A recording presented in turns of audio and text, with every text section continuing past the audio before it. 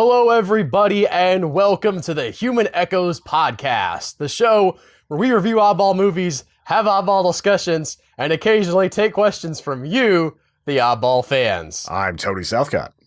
And I'm Albert Berg, and the movie that we are taking on today is a bit of a departure for our oddball description, Tony. We're looking at the 1991 Oscar winner for Best Picture, Unforgiven. This is more than just one Oscar winner, too. This movie won 4 of them.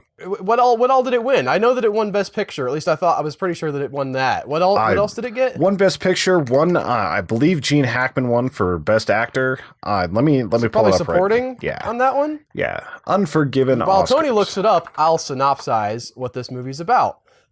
This is a Western starring Clint Eastwood. The movie kicks off with an incident in which there is sort of your typical saloon brothel situation in your stereotypical Western town where we see kind of some people getting some action and then there's some screaming, and it turns out that one of the customers of this brothel has, with his friend's help, cut up one of the prostitutes' face with his knife because she laughed at his penis.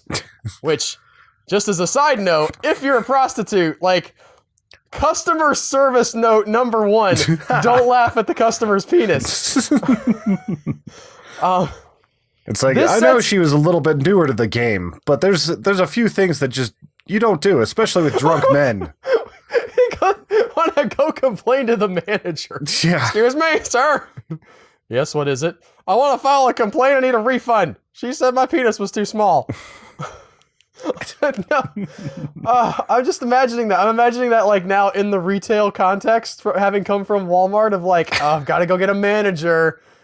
Yeah, fine. She said something. Yeah, you know what? You can have a discount. That's fine. Have a nice day, sir. Come back and see us again. Let's just tell everybody about your small penis and just tell your don't friends. Laugh it off, you know. Anyway, this sets in motion a chain of events wherein the head of the prostitutes, not like the pimp guy, not the dude who owns them, and I put air quotes in there, but they actually do talk about them as property, so I don't even know if that was something that bugged me, Tony. They talk about these women as property, and I was like, I'm pretty sure that's not technically legal. Well, the way he was referring to them as money invested, basically. It wasn't entirely property, but it wasn't far removed from it either. It was not far removed at all. And so the sheriff, makes the cowboy who had done the deed make restitution, and I would say fairly hefty restitution for Old West standards. He has to give up like 7 horses total, 5 from the one guy, and then 2 from the dude who held her. Yeah, and then, so he could do the cutting. And the guy that did the holding, and it looked like at first he was kind of trying to stop his brother, and then it just kind of turned into a mess. He even got the best of all of his horses to give specifically to her, since he knew that the brothel owner was taking the rest of them. So he even made bonus restitution. Doesn't make up for the fact that his brother slashed the girl's face, but it's he's at least trying to do a little bit more. The prostitutes don't think this is enough, particularly the woman in charge, who is not the one who got cut up. I thought that was interesting, and maybe we'll delve into that in our discussion a little bit later, but they take up a collection of all the money that they've earned, which comes to $1,000, and they put $1,000 reward on the heads of these 2 cowboys for anybody who will come and kill them. Again, man, does that not seem anything like legal in the Old West? Why don't you just arrest these women and take their money? That would be a good way to resolve this. But no, they don't do that. And that sets in chain a motion of these people trying to come to collect this reward, which eventually gets out to this guy, the Schofield kid. He comes through an old farmer's farm who he knows used to be a gunslinger. This is our Clint Eastwood character. His name is Bill Money. And the Schofield kid, played by James Woolvett. That's a weird name. Never heard of him before. Woolvett. The Schofield kid comes to Bill Money and says, hey, there's money to be had here, Money. Let's, why don't you team up with me and we'll do some good stuff. We'll get this reward. This guy is clearly a Yahoo. He has no idea what he's doing. Clint Eastwood gives the whole "I'm out of that game now" kind of speech, and it's worth noting that he really did used to be like a terrible person. Yeah, like a full-on drunk, thief, angry person, and like basically his now deceased wife turned him around, like basically made it so that he was a good and honest man. Or maybe not good, but he was at least an honest and, non-murderous man. Yeah, I have... Again, this is stuff that I want to get to in the analysis, but I have questions about how much she was actually able to change him versus how much he just sort of papered over the bad. But regardless, eventually he does decide to go and try to collect this reward. He goes and gets his old shooting buddy, Ned Logan, played by Morgan Freeman. They go and catch up with the Schofield kid, and more or less, this is the story of them going to try to collect this reward. There's also kind of a secondary story happening here in the town of Big Whiskey, where Gene Hackman is playing Little Bill Daggett, and he's basically like your hardline archetype sheriff from back in those days. Like, he's not the good sheriff. He's just very, very competent, except at building his house. He's a competent killer. Yes. Which is, I think, a very common through line for this story is that almost everybody in this, in some way or another, is a killer. And there's sort of that undertone of violence that pervades this whole movie. There is that question, right, of who, if anybody, is good in this scenario. Because while Clint Eastwood is sort of positioned as our protagonist, he is riding off, leaving his farm with his two children, one of whom is like a 7 years 4-year-old old girl. Yeah, it's like 7 to 8-year-old boy and a 4-year-old girl. Just like, I'll be back in a couple weeks. And not like, they're not like close to a town or like, I mean, they say go and deal with the neighbor lady if you need help. And she's like, across the river, like a mile away or more. Yeah, it's like, go talk to Sally Two Trees. She'll treat you right. And he keeps talking about how he's not the same kind of guy he used to be, that he's changed now. And yet you're seeing him ride out to get this bounty to kill these two men for money. And it's fairly evident that, I don't know, to me, I didn't buy the whole, like, the farm is going to go under if he doesn't do that. I don't think the movie does a really I don't think strong that's job even of fully setting that implied. up. I think he's just not satisfied. Well, okay, he does say something about that, though. He mentions, like, the pigs are dying, and we do see the pigs have fever. The farm is not great. He's not a good farmer. No. Okay, he's bad at this. He's super unhappy, and I think that for him, this is an excuse to get out and hit the trail and sort of relive the glory days and roll in the moolah for a little bit. But he still wants to keep that image of himself as a good guy. Yeah. And so he's telling himself, well, this is for the kids. This is to help out on the farm. And I don't buy it. Maybe I'm being too mean, but I don't buy into that really. I don't think you're supposed to entirely. I think that you're kind of seeing him like tempted out of it. He doesn't have the force of his wife to keep him there, despite like obviously actually like loving her. It's still not enough to keep him from leaving. It's also a lot of money, especially for like a destitute farmer. You're talking about adjusted for inflation. Like I saw numbers between 30,000 and up to 110,000. So, I thought it was like I saw 300,000 to $1 million. Maybe that was. We've seen some pretty wildly varying numbers then, because I saw multiple posts that just talked about like how much $1,000 would have been back then. And okay, you might be closer, and I mean maybe we're just off by orders of magnitude.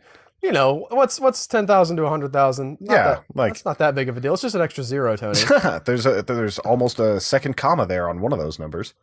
Either way, yes. it's a lot of money. So like, if he just wants to be able to like get out of the farm life for a little bit or to make a better life for his kids, I could understand him pulling that.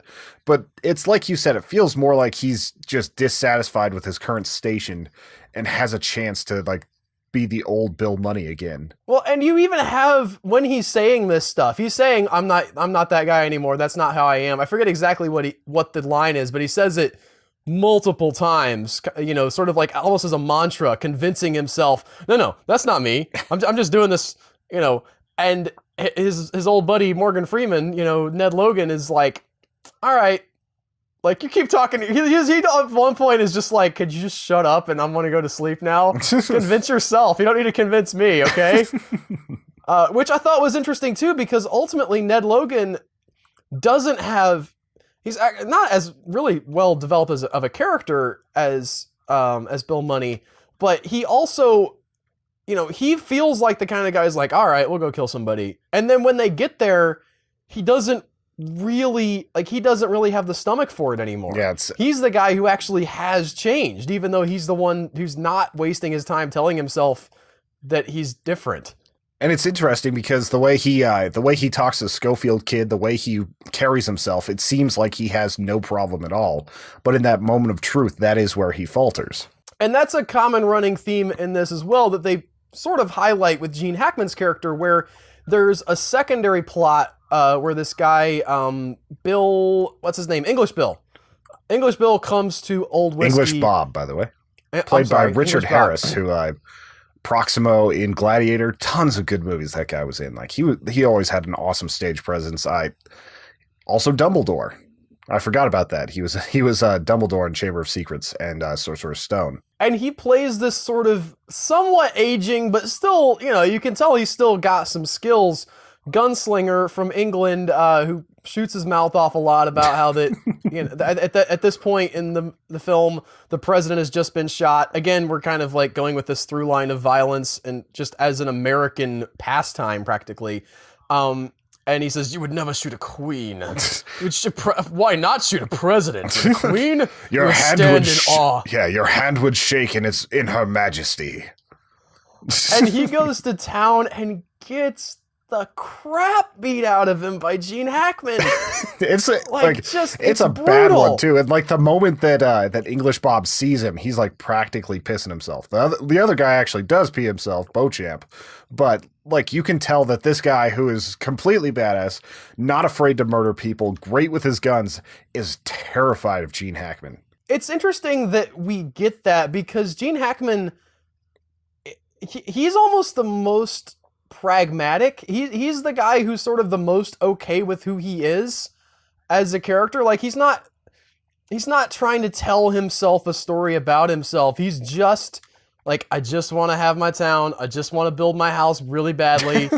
I'm not an honest man. I'm not a good man. Like I'm a killer and I'm good at it. And he almost feels like the most honest and also almost the worst character in the film because of that. Like he doesn't even have that inner mythology. He doesn't have an inner good man he's trying to live up to.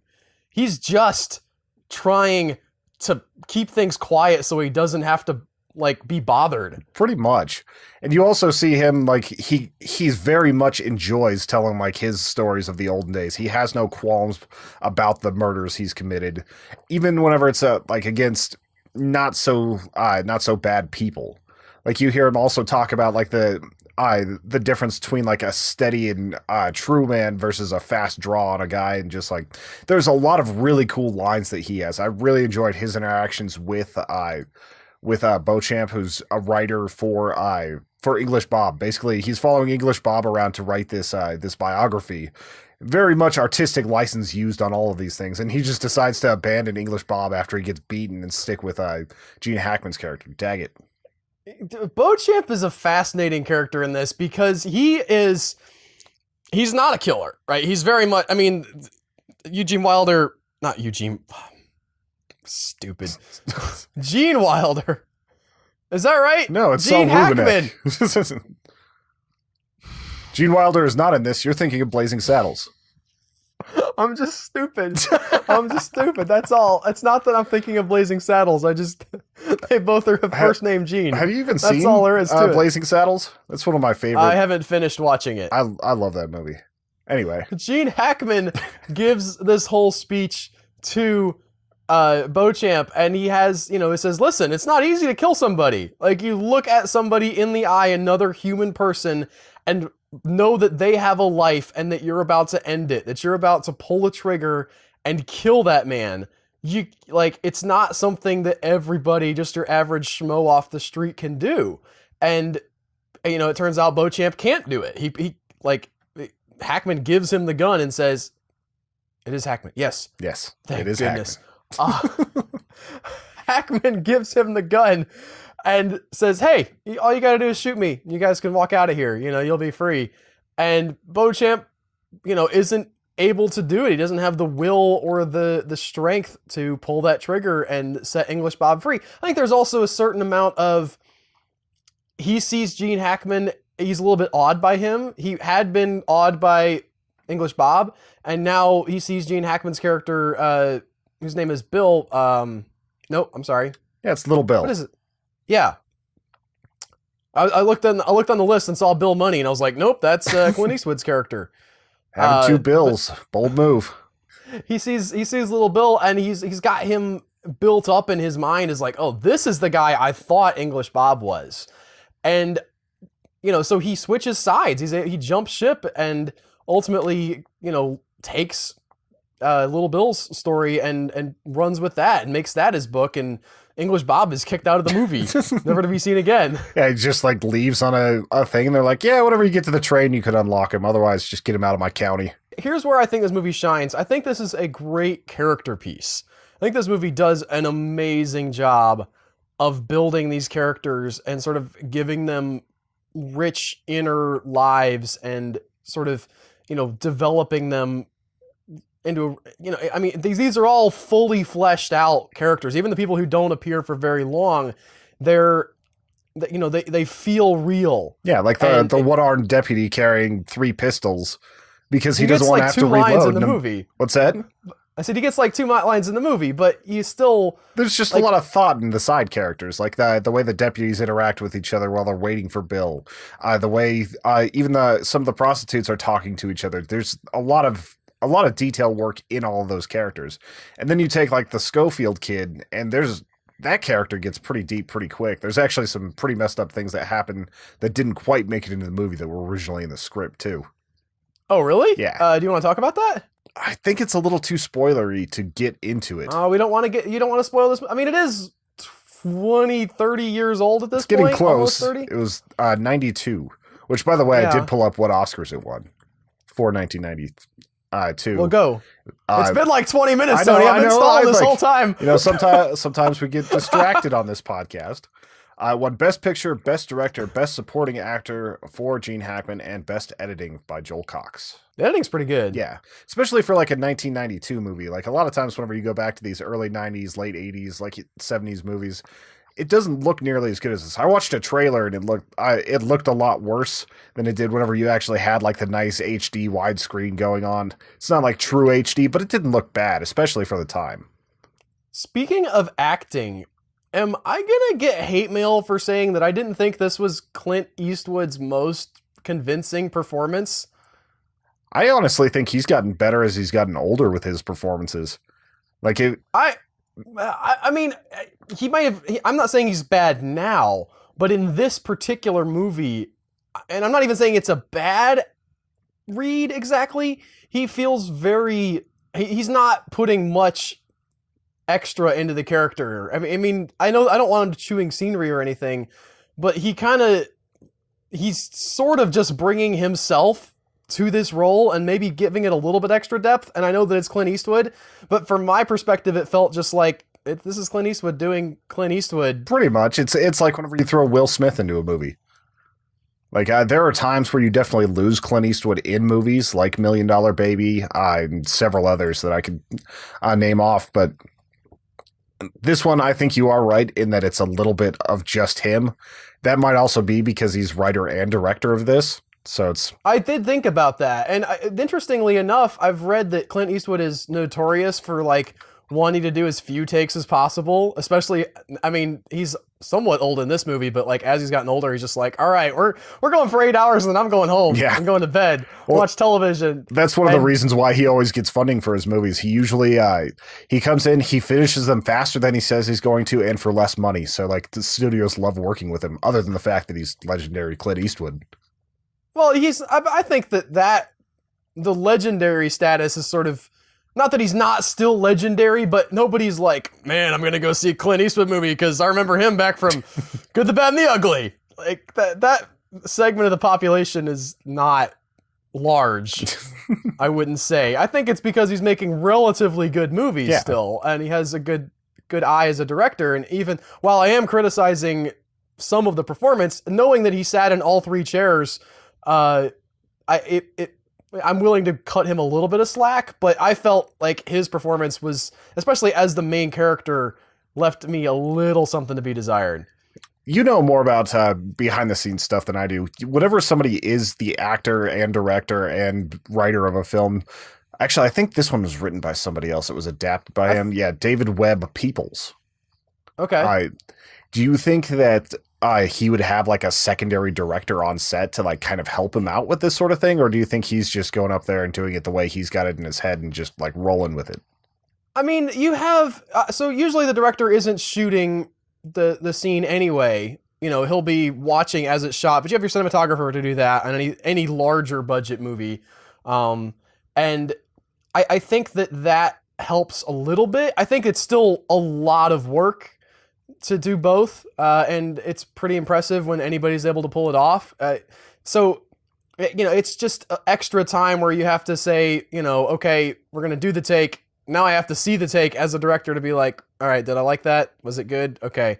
And I don't even know if they had things like remote video back then. They had dailies where you would get like the film developed as you were shooting, and they would like send it back the next day and be like, here's what we shot yesterday. What's it look like? And kind of take a look at how things were. This was far enough along where they may have had some VHS coverage of stuff. And this is getting into like really specific technical movie making stuff that I don't know a ton about, and I don't know that anybody's interested in. But there is that sort of technical aspect where today, if you shoot something on a digital camera, you can just be like, what did that look like? That looked good. All right, we move on. Whereas when you shoot with a film camera, somebody's got to go develop that film before you can see what it looked like. I wonder if he's one of the directors that's still using film or if he's built onto the digital train. Like, I'd have to look that up. He recently had Sully come out, and I don't know if that was actually digital or not.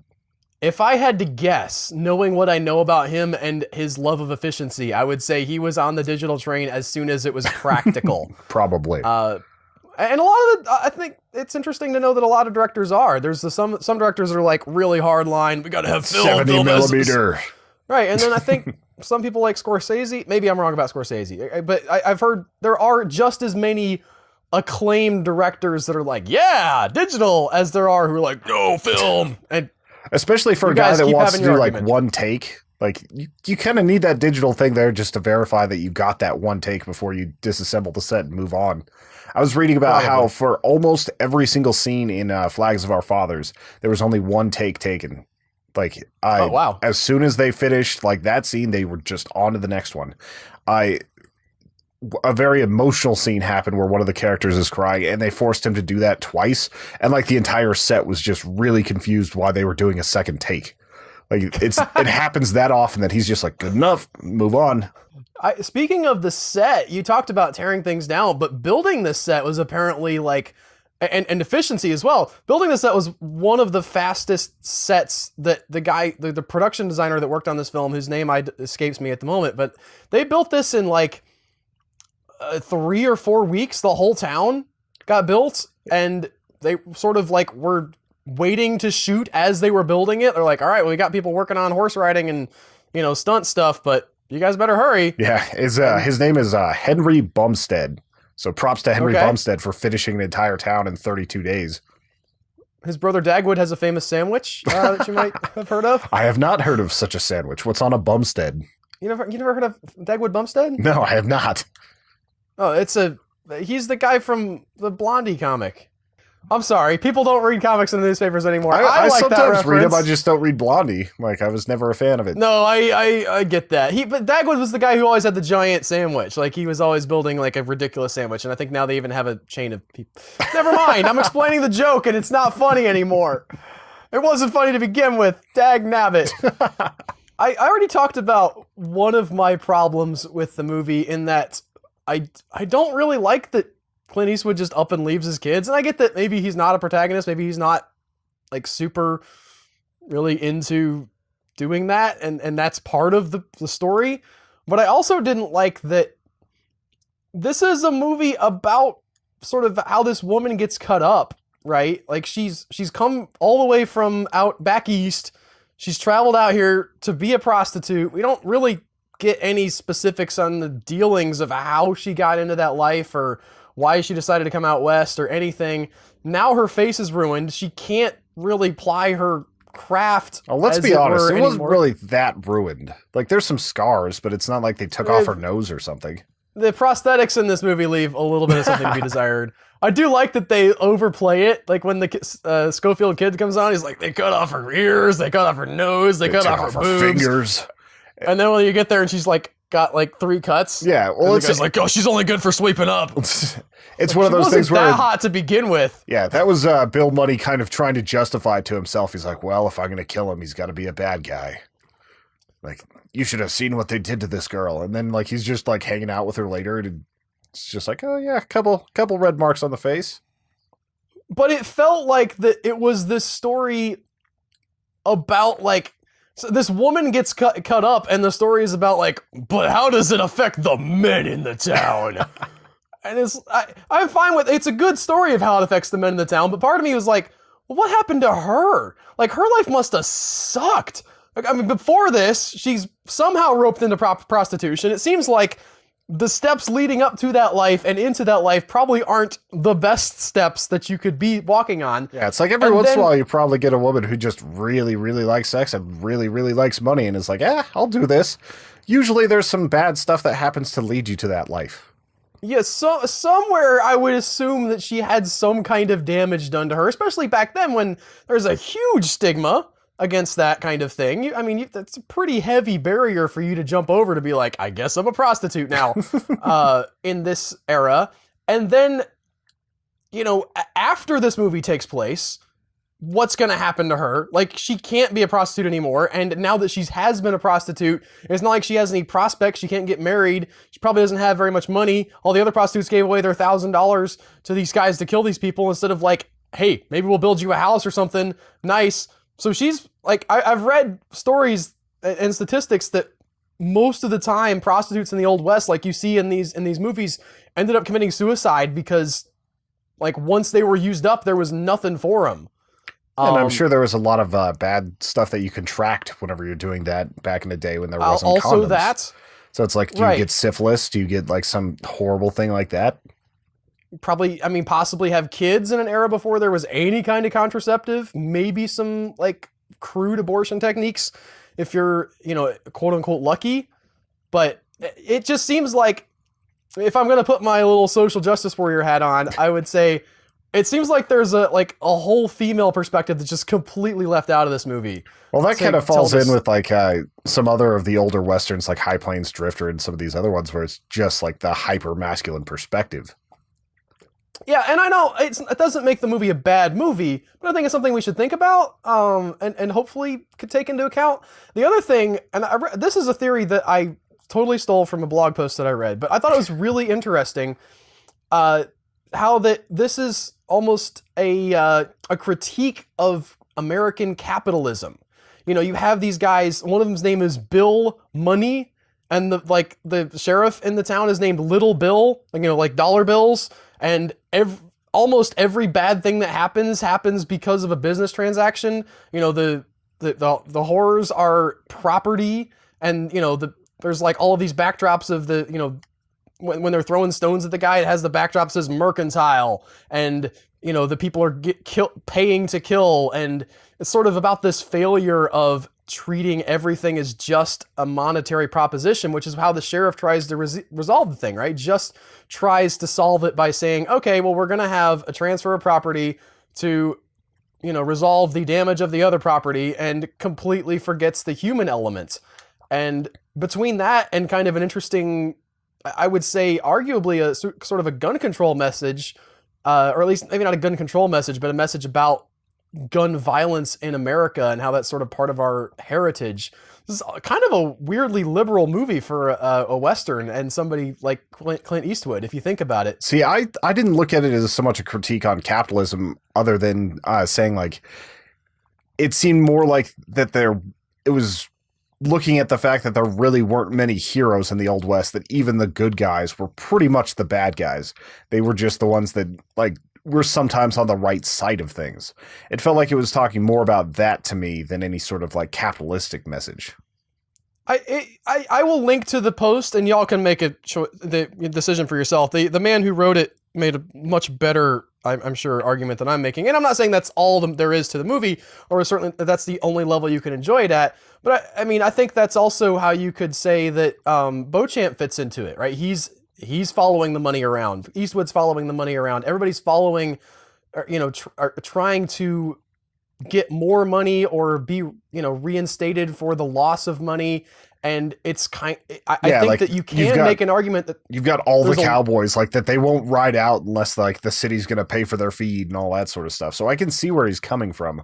I guess there's all those little details that sort of just kind of put that in there, put that in your mind. I don't think I picked up on that, and maybe it's part of this thing. Maybe it's part of the reason why it took like 20 some years to get this movie actually made.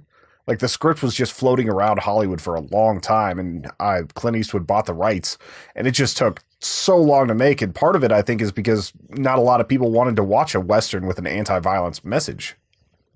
Yeah, although it does have its cake and eat its too. Yeah, it does. I don't want to spoil the ending, but it does that thing where it's like, violence is bad. Look at all this awesome violence. Blah, blah, blah, blah, blah. Yeah, because like there is a scene where there's some violence where you feel really bad for what's happening, and you even see Bill Muddy kind of being uncomfortable with what's happening.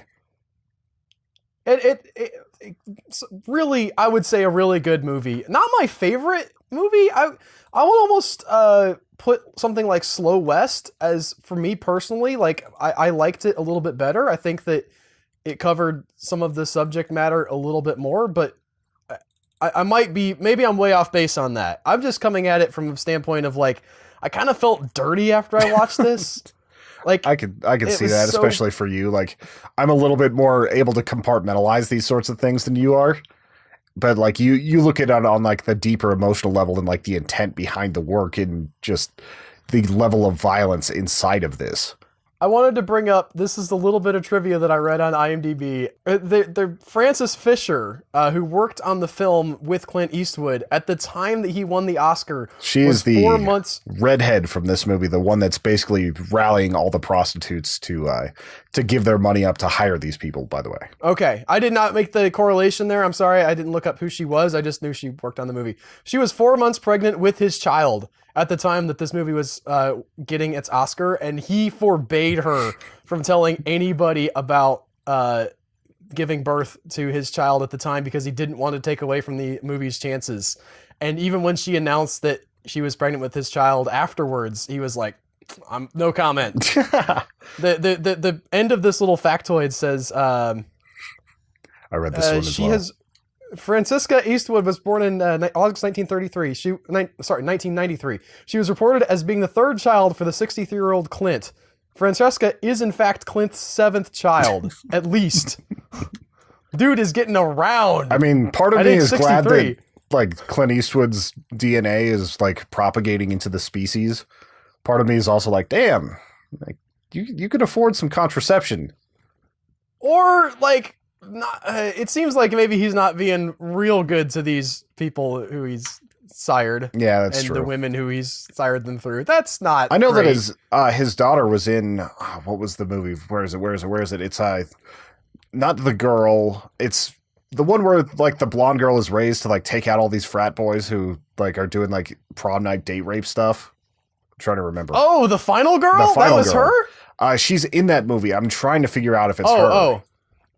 So his daughter is actually an actress now and is starting to pick up on some work and everything. So the main girl in that is Abigail Breslin, who I do not believe is his daughter. Well, she is in that movie anyway. That is a wonderful, terrible movie, by the way. It's one I've been really curious about for a while because I saw the trailers and I'm like, I'm not 100% sold on this, but I could see it being fantastically bad. So maybe that's one we need to take a look at sometime. I think it's still on Netflix. Might be mistaken. I think it is. Oh boy, I had so much fun watching this movie. It's not a good movie. Oh boy. Before we get too far away from this, I feel like we're kind of wrapping this up. Do you have any final thoughts on the movie? Yeah, I think just like I said, I felt a little bit dirty after watching this. It's not my favorite Western. There's a lot in here to love, but if I consider the whole of the thing, it kind of left me a little bit empty. And It doesn't inspire like Good, the Bad, and the Ugly does. Like it's and Good, the Bad, and the Ugly has not exactly the same themes, but it doesn't sugarcoat. It doesn't make the Old West look like this was so great. I mean, it makes these people look terrible. But it's a lot more fun to watch that like triad of guys go after each other. Like this was a lot of fun in the fact that you got to see like Little Bill like being awesome and like Clint being Clint, and Morgan Freeman was pretty good too. But it wasn't nearly as fun as those movies were. I think for me, the strength of this movie is in the characters, and I would say in the themes, but it's not like a feel-good, raunchy, happy, good time. It's just like, you watch it, and it happened, and you kind of get bummed out at the end. I got bummed out at the end. It's not even like I don't even say, like, I'm not trying to spoil anything, but the ending is not like a super downer. It's just, it's a badass ending. Like for a movie that was trying to be against that. Yes. So I enjoyed the ending because it was fun to watch, but I understand like why you would be feeling gross about it. Yeah, it's not something I want to go back and like rewatch. It's not on my top 10 fun movies, although very few movies are. I've actually was thinking a lot lately about my top 10 because I know, for those of you who don't know, my number one favorite movie of all time is The Fall. And I was rewatching Pontypool recently and like really enjoying that, and I've always really enjoyed that. I think that might be on my top 10 list, Tony. I'd call it a top 10 for me. Like it's one that I really need to revisit again. I recently picked up the book that it was based off of. Oh, have you? It's on I'm not going to give a plug for the Pontypool book, but I need to buy that as well. It was on Audible for like $4 one day, so I was like, yeah, I'm getting that. But it's like it's interesting trying to go back now and look at the movies that I've liked, and a lot of good movies, and say, okay, but for me, like, what did I love? Like, I can talk about this is what's good and this is what's bad, but like, what do I just dig watching again? I also, potential contender for that list, certainly like one of the top Disney movies for my personal taste is Princess and the Frog. When rewatching that lately, never saw that one. Oh man, it's the best Disney princess movie by far. Is that the one that's in like Louisiana or something? Yes. Okay. Yeah, it's like I've seen pictures from that one, and I've never been able to like really identify it. I don't know how, but I just missed that. I think it was like right whenever I was becoming a teen, and it just wasn't something I wanted to see at the time. I can understand that, but man, it's like the last movie that Disney did hand-drawn animation for. At least the last big movie. Yeah, because they had some like farm animal thing with cows that was their last one. I think Home on the Range. Yeah, it just flopped. And they were like, yeah, we're just going to switch. But I would say for the swan song of hand-drawing animation, if you're going to have that, and it's unfortunate that you have to have that, but I understand that the sort of taste of the public has gone towards CG stuff now. But for that movie to be that swan song, it's like, it's the perfect ending of that era. It's a beautiful, beautiful movie and great story. I love everything about The Princess and the Frog. We do have one question related to this, so I think we'll end it with Rich Alex asking, is this an Eastwood Western? That is, can a line be drawn from High Plains Drifter and Pale Rider through to Unforgiven? Or is Unforgiven just Oscar bait? Well, I have to preface this by saying I haven't seen either High Plains Drifter or Pale Rider, so I don't know that I'm qualified to answer. Both of them are awesome to me. High Plains Drifter, he paints the town red. That's where that phrase comes from. And there's some really... that's where that phrase comes from. I know they do paint the town red, but that's not what that phrase means. It might have popularized it. Is he having sex while he paints the town red? Yes. Is he going out? Really? It's basically one of those situations where like this girl is resisting, and then all of a sudden she's like, oh, I kind of like this. Oh, okay. Yeah. I don't know then. Maybe I'm being, clearly I'm being overly negative. Interesting. All right. So like that's all part of it. And Pale Rider is actually probably the more superior film of the two. Like I felt like he had gotten better at his at the directing. I liked the story a little bit more, even though they were kind of carbon copies of each other. It was like he almost decided he needed a remake of his own movie. It wasn't quite the same, but it was pretty close, if I'm remembering properly. It was a long time ago whenever I saw Pale Rider, so I might just have completely forgotten. But in answering to the part, is this Oscar bait? I would say no, simply because Clint Eastwood said, "You're never going to give me an Oscar." yeah, And he said, I forget exactly. He had three. It was like, there's three reasons. And the last one was because I don't give an F. Yeah, it was, I make too much money. I'm not a Jew. And I don't give a fuck. That was the other very questionable thing. I was, whoa, okay, dude. Just back off on the anti-Semitism there. I don't know if he was actually an anti-Semite or not, but that's not a good, if that's the only sense you ever heard. As very not cool. Yeah. Not cool. So I think that it's him making a movie that he was interested in, and I think that he was around enough directors, and he's a smart enough guy. He picked up enough stuff, and he applies his craft as well as he can. And I think he just makes the kind of movies that inspire him, and those types of movies tend to be more dramatic, more character driven, and therefore more Oscar baity. He also hits that aesthetic that they really like, the use of shadow and light, kind of bigger sweeping shots, like just some really interesting angles. And he always picks characters that are fairly complex. Like he's not gonna pick a story to make that's just super base level. Like I haven't liked everything he's directed. Like I wasn't a big fan of Changeling. There are a few others that I could probably think of, but for the most part, the stuff he's directed has at least been quality.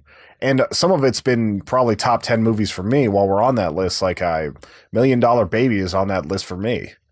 I haven't got around to seeing that. I really ought to. I think that's one that the name is scaring me away from. It's like, I don't want to see anything about a baby. There's no babies in that entire movie. No, I've no more babies, Tony. I have enough babies. They won't leave me alone. This is why Al gets up at 5 a.m. to work. It's pre-baby. It's not, though. They come into my office. They're like, entertain me, Daddy. Like, no. What were you saying at our meeting yesterday? That AJ just walked up and is like, get out. I want to watch Go Noodle. He says, you're in my way. I'm sitting at my desk. He's like, Daddy, move out of the way. I want to play Go Noodle. I'm like, we're not going to play Go Noodle. I'm working here. So he goes to sit down. He sits in my chair, which is behind the green screen here. You can't see it. He sits down in my chair. He's watching me work. I'm like editing some audio or something for the podcast. And he's like, Daddy, how are you going to entertain me? Like, leave the room. No, I don't need this. I'm good. That's funny. No more children. I say now. My wife still thinks she might want one. Yeah, you might want one too whenever they're in school and they get like that taken care of for a good part of the day. Maybe. They're in school now, but it's still fun. It's still some work. Yeah. I think that like if I ever have them, 2 would be my cap. So I think you're at a pretty good spot. I feel happy with the number. Like, I don't feel like I'll be more happy with more kids. I don't want to be unhappy with more. I'm saying this because if I have another kid, I will love the next child, okay? If that happens, future child, possible third boy or girl or whatever. I don't hate you. It's not that I didn't want you. I'm just happy right now. I'll be happy going forward. If I have you, I'll be happy. I won't be less happy if I don't have you. You might be a little more financially strained.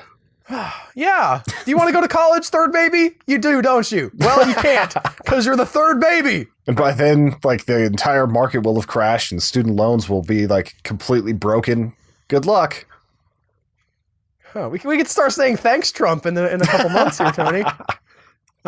Thanks, Obama. Put that thanks, Obama to bed. Yes. I think it's time to talk about trailers right now, though. Let's get away from the personal stuff and talk about some big, dumb movie trailers this week, Tony. All right. Dumbish. I mean, they're all big. These are all sort of a piece. I think in the last couple of weeks, we've sort of had a wide spread of like, here's some kind of Oscar baity stuff, and here's some bigger types of movies. These are all, the movies we've picked for this week are all blockbuster trailers, unless Tony wants to do the weird one. We'll talk about the weird one here in a minute, but okay. Let's start with Transformers. What is it? The Dark Knight? Nope. Close though. It's the last night. The last night. Yes, Transformers: The Last Night. What? It's hard to tell you what this trailer is about. It takes place in about 8 different timelines. Yeah, it starts out with like dragons flying around medieval times that are Decepticons. Then moves on to like Revolutionary War and all this other stuff. I think it's like the Civil War. Probably. Or not the Civil War, the World War II, because they've got Nazi stuff. Oh yeah, it was Nazi stuff. Like for some reason, I thought I saw a clip of like Napoleonic warfare in there somewhere, but maybe? I might have just made that up because I was like, I wonder what that would look like, and it would just be a slaughter. Here's my weird theory. I think this Transformers movie is gonna have like an alternate timeline crash into our timeline. I think that there is going to be a version of the Earth where Transformers came to the world like a long time ago and they've been affecting things, and that's why you have, the King Arthur and the dragons. That's not an our timeline. I think that's like an alternate timeline. They've also talked about how that when they were shooting this, they went to Winston Churchill's house, like his actual house in England, and put Nazi paraphernalia in there, like the big swastika flags on Winston Churchill's house, because this is my interpretation, that they're shooting a timeline in which the Nazis do invade England due to some Autobot and or Decepticon interference. And I think what's going to happen ultimately is that those two timelines are going to collide, and possibly we're going to get like a soft reboot here where they're going to be like, some of that stuff happened and some of it didn't, and we'll just tell you which ones did and didn't happen in the future. Shia LaBeouf isn't in it anymore. Yeah. Mark Wahlberg has to save our future and our past. Yeah, and that's why I think it's the two. Like, it would be interesting if it was just the alternate timeline, but obviously Mark Wahlberg is still there. So I think he's going to be sort of in the present, and there's going to be some kind of weird plot MacGuffin where Autobots and or Decepticons from this other world are coming through, and we have to go over there and like getting that crossover. I don't know that it's going to make a good movie, but that's what I think the movie's going to be, Tony. You're probably right on that. I gave up on Transformers after the second movie, so I've got no stake in this. The second movie was a good place to give up, and I can't tell you that the rest of them have been great. They look like they were better, though. They are better than the second. Everything is better than the second movie in the Transformers universe. I have enjoyed all but the second one, and I will probably go to see this one because I do like the idea of I'm a sucker, I guess. The Knight style Transformer that they were hinting at, like the guy with the giant sword and everything. Yeah, I liked the way that looked, but I don't think it's enough for me to get into this and actually watch the rest and go. I don't know. I very much doubt that you're going to need to watch the rest. The other thing that's exciting, and this is something I only know about very much from from following the news about this movie, but there's the little girl that you see in the trailer. I'm excited to see what Michael Bay does with a female that he can't sexualize. He'll try. Maybe? Okay, so it could be gross. It could get like extra super gross, or like we could actually have a female character that's worth something and doesn't get put in short shorts. That's also a possibility. I'm not betting on that side. Okay. Anyway, she has a cool like a little robot that's a Vespa. I forget what his name is. Anyway, he's like, he can't transform anymore, but he's like, they built this thing. It's a practical robot that she can interact with. And that's kind of exciting that they're building practical props. So maybe she's from the alternate timeline, maybe like she comes from the other side and like she meets up with Cade Yeager and she's like, you're an inventor, huh? Invent this. Fix my robot. I'm going to go kill some Autobots or some Decepticons or whoever's bad. Yeah, it kind of looks like it could be either way on this one because they make a big point of spoiling what happens at the end of 4 with this. Well, have you seen 4? No. You haven't seen 4? I didn't know that certain people had perished. Nah, everybody's dead at this point. Oh, wait. Nobody's dead. Well, the end of 4, it doesn't spoil the end of 4. The thing that you see when they have the super on the nose song lyric is not directly from the end of 4. It looks weird. And I think most of the people who listen to this show probably haven't seen it, but they keep making a lot of money, so a lot of people have seen it, so I don't know what to think about this. Let's move on to the next one. Next up, we're going to talk about The Mummy, starring Tom Cruise and Russell Crowe. and some other people. Sophia Boutella reprising her role as Enchantress from the Suicide Squad movie. I was wondering that. Like, I was like, is that Enchantress? I didn't go to IMDb to check. No, not literally. Tony, that's a joke. Well, I thought it was her for a second. I was like, they really just used the same assets and did it, didn't they? But no, well, that's... maybe. That might have happened. She's not actually playing Enchantress. She's playing, the mummy. She is the female mummy. I'm mad that we didn't get to see anybody in the grave clothes, by the way, like wrapped up, all bandaged and stuff. We'll probably get to, considering Javier Botet's in this one is set. Maybe. Yeah, okay. That would be cool. They just didn't put it in the trailer. This is a weird trailer. It doesn't feel like The Mummy at all. Like, this feels like a weird knockoff of Mission Impossible with some supernatural elements. I kept watching this trailer, Tony. It came out, and I swear to you, of all the trailers we're going to talk about today, more than any of them, I watched this trailer because I kept trying to make it good in my mind. Like, I kept trying to like it. It's got Tom Cruise in it. We like Tom Cruise, right? I mean, as an actor, it's hard to dislike him when he's on screen, and then, like, I couldn't make it work. It was kind of interesting at the beginning. I liked the sort of weird, Mission Impossible mummy vibe that they had going on. And then Tom Cruise wakes up, and then it's every other generic movie you've ever seen in your life with 1,000 particle effects and a smoke monster and Sophia Boutella as the stupid Enchantress thing again. And why? Also, what is Russell Crowe doing in this? What? Like, he's playing Dr. Jekyll and Mr. Hyde.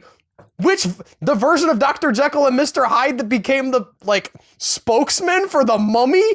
That version? When is this after he was evil? Is he coming back from being evil and be like, well, I've got that Hyde thing under control. I got a new job. And this, mummy comes up to him. He's like, I need a hype man. And he's like, all right. I don't know what that is yet. I'm going to invent being a hype man, guys. Why, Russell Crowe? What are you? Russell Crowe. It doesn't have to have everybody in it to start with. Okay, you're making your cinematic universe. That's great.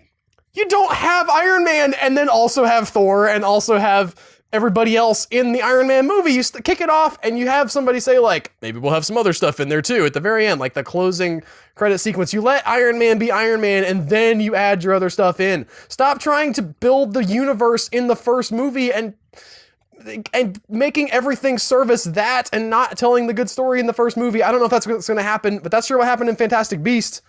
They're building so much for the next 5 films they're going to build that they actually forgot to have the real story in there of the Fantastic Beasts and where to find them. They're like, oh yeah, we're going to cut over to the Fantastic Beasts and where to find them. All right, you done with that? Good. Back to our setup for the next 5 films. Here's Colin Farrell. Here's somebody else after Colin Farrell. Here's Samuel L. Jackson as a wizard. I wish it was Samuel L. Jackson. That would have been great. I kind of threw that out there hoping that you'd be like, it was a really weird casting choice, but I like it. There was some really weird casting choices. I mean, I didn't like them. All right. Moving on to the movie we did like the trailer for. At least I did. I hope that you did as well, Tony. Guardians of the Galaxy. I definitely enjoyed this trailer. It has the flavor of Guardians of the Galaxy, the first one. So, we've got that. We've got Baby Groot, which we might be hitting, peak Baby Groot right now. It might be a little bit too much, but it's still a lot of fun. How can it be too much? This is the first trailer where we've really seen him. The first teaser trailer, he's on Rocket's shoulder for half a second. We haven't heard him speak until now. Yeah, and it's still Vin Diesel's voice. It's just all hyped up. He's a hype man. Yeah. I would rather have Baby Groot as my hype man. I feel like he would do better than Russell Crowe for the most part. Don't get me wrong, I love Russell Crowe, but that's just a weird role for him. Here's a question. Do you think that Baby Groot is the same person with the same memories as original Groot? I was kind of trying to figure that out because it seems like he would be a little bit smarter. It seems like it's almost childlike. It's kind of like how you can take a clone off of a plant and it's still technically same DNA and everything, but it's not the same plant really anymore. I would really like it if it's it has similar personality, but it actually is a new version of the character. I think that would be good. Especially because of how Guardians of the Galaxy ends. think that would sort of add a little bit of weight to it and make, the sort of relationship between Rocket and Groot a little bit different and more interesting. Yeah. So I kind of hope that. I'm not going to have my feelings hurt if it's not that, though. They show a lot more of that. What we know now, if you're following the news, it's that the opening of the movie is this big battle with this giant tentacle monster in space. And that plays a good portion of the film that isn't Rocket Raccoon and Groot talking to each other about a bomb. The comedy there is on point. But looks great. The action is pretty great. You get some wonderful Drax moments. He's coming back with a vengeance here with that like mind reading scene. The only thing I guess I would sort of criticize is the fact that Gamora is sort of like, I'm still here too, guys, and has almost no lines and doesn't seem to do anything except for jump around and hit things. So I hope they give her character a little bit more in this as well. But it's always hard to tell from a trailer, but I could see them not giving quite enough to her just because they've done that a few times with these movies. Like, at least they have the action figures for Gamora, I guess. That's true. At least they didn't like where's the hashtag Where's Ray thing for Star Wars Episode 7 was an interesting trail to follow. Yeah. Although that's one of those things where like commercialism sort of follows what people want. It's not necessarily, Hasbro's not interested in making policy. They're interested in making money. Yeah. Once Ray is out, and people know who she is and she's like, people are excited about it. I think then you get more figures from her, but they know that the guys buy more action figures. And I think that despite all of the sort of feminist leanings, and I do get the anger that like, she's the main person in the movie. Why can't we get a freaking action figure? But at the same time, I wonder if they actually would sell as many Rey figures as Finn or the other guys whose name I can't remember. Harrison Ford. He's in there. Solo. Yeah. Yes. I actually have a Gamora Pop Funko. I've got the entire first set from Guardians of the Galaxy. I'm hoping that they sort of delve more into her relationship with her sister. Yeah, I think that could be really interesting. Nebula, I was really fascinated by that character. Like, they're both kind of last of their species type situation. They were forced to be sisters, like pseudo-sisters to Thanos and to, God, what's his name? He's played by the guy from The Fall. He's the main bad guy. What's his face? Yeah, Ronan. The blue guy. Yeah, Ronan. Thank you. And I really liked that relationship. I really like Nebula. I was reading some articles that said that they might be saving her for a possible third Guardians movie, though. So I don't know how much she's going to be in this. They show her for like a quarter of a second in the trailer. But I feel like her storyline's going to be bigger in the third one or in like Infinity Wars. I think there's a potential there for her to be a very interesting character. She wasn't super interesting in the first one, but knowing her and Gamora's past history, there is something that you can play off of there that would make that have a little bit more weight. I'm also just a fan of Karen Gillan. Yes. And that outfit, like the whole like shaved head and like blue everywhere, it's cool looking. Yeah, like the cybernetic thing going on. Like she's got like the robotic arm and like the implants and all that. Like she's definitely modded out. It's just a cool looking character, and I want to know more about her. Before we wrap things up for today, Tony, I wanted to give a quick little movie review of my own for a DVD that I got out of Redbox last night, just at a whim. And I want you to understand that I went into this expecting nothing. Not like, this is going to suck, and not like, this is going to be great. I just sort of like, I want to see what this is going to be like, because I don't know. So knowing what my expectations were going into this, I got to say, I found the new Tarzan movie, The Legend of Tarzan, to be thoroughly enjoyable. I heard that from everyone that actually went to see it. I just only know a few people that were like, yeah, I need to go see this right now. I mean, the special effects are garbage. I mean, they're bad. They're real bad. There's a train sequence that looks like something the Asylum would put together. But I had a lot of fun with it. I thought they did a great job of sort of addressing some of the unfortunate themes that were present in the original work. You know, the sort of idea of colonialism and sexism and sort of giving more agency to the people that were a little bit more marginalized, but not in like a overly preachy political way. Just it really worked with the story. Samuel L. Jackson, plays this character that is not super deep, but he has this, you know, he first of all, I was kind of confused going into it, like, what is Samuel L. Jackson gonna be in this film? Like, how does a black man, like, end up in sort of upper English gentility? And I realized that he's, in that time frame, he's like an ambassador for America, and he talks about being a freed slave and what he had done after being a freed slave, and like really kind of touched on some deep themes while also still being a really fun adventure romp. I saw some people say that it was a little bit slow paced, and I'm certainly not saying that everybody's going to love this movie, but this was the kind of film that felt like a fun family adventure film that I could like put in and watch with my kids or watch with my mom and be able to think about it and have a lot of fun with it. And again, you got to forgive some of the special effects, but I mean, it works on a lot of different levels for me, and I wanted to encourage people to give it a try. If you're like halfway interested in it, I think it's worth watching. You could do a lot worse at Redbox for like $1.50. Yes, you could, and especially because it feels like that summer blockbuster that Hollywood is always thinking that they're making. You know, they make these big dumb action blockbusters that are full of CG, and you know, there's not. Like, the story here is not super deep and complex. Like, it's still a fun action romp, but there's enough thought there and enough, like, background to the characters to make it worth watching and to make it worthwhile. And, like, everybody, you always understand what people are after and what their motivations are and, you know, how everything's kind of fitting together. Christoph Waltz plays a great cowardly villain, which, I mean, it's not like the best role he's ever played, but sort of getting away from the type of villain he played in Inglourious Bastards and doing something different. I thought that was a decent use of his talents, and Margot Robbie essentially, I don't want to say saves the movie, but she's definitely more than a pretty face. So her acting in that really grounds the film, and I just had fun with it. It was something that I could think about. I was like, hey, yeah, they're doing something interesting with, you know, with those sort of old stereotypes that Edgar Rice Burroughs did, but they're bringing them up. They're bringing him into the modern era without completely trashing everything that came before.